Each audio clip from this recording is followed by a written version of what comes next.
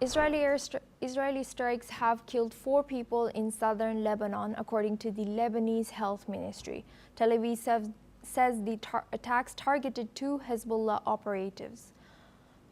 An Israeli drone struck a car in Nebatiyeh, killing 1 and injuring 2. Another strike hit a truck in Nakura. These attacks come despite a ceasefire deal between Israel and Iran-backed Hezbollah. Tensions remain high along the border, with Lebanese officials condemning the continued violence.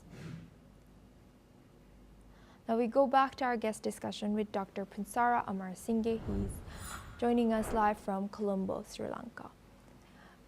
Doctor, can Israel justify its cross-border strikes under the guise of targeting Hezbollah operatives, given the rising civilian casualties as well? Well, when it comes to civilian casualties, Israel has earned the notoriety.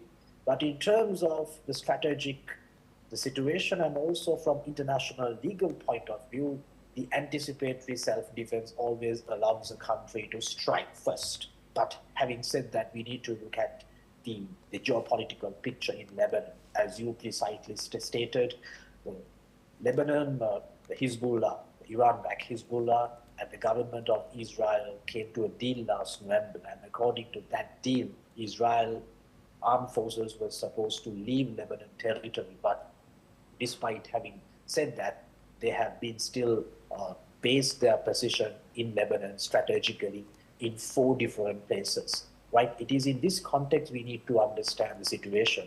Now, you might ask why Israel justifies its strikes. So simple answer is the fact that Israel has a strategic approach to eliminate all the potential Hezbollah leaders.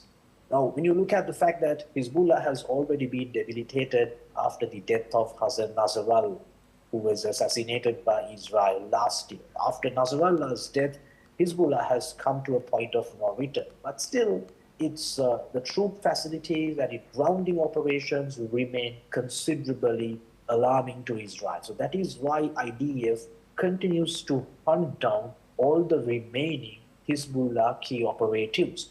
So this is the justification that Israel can always pose in terms of, attacking the Hezbollah operatives in southern Lebanon.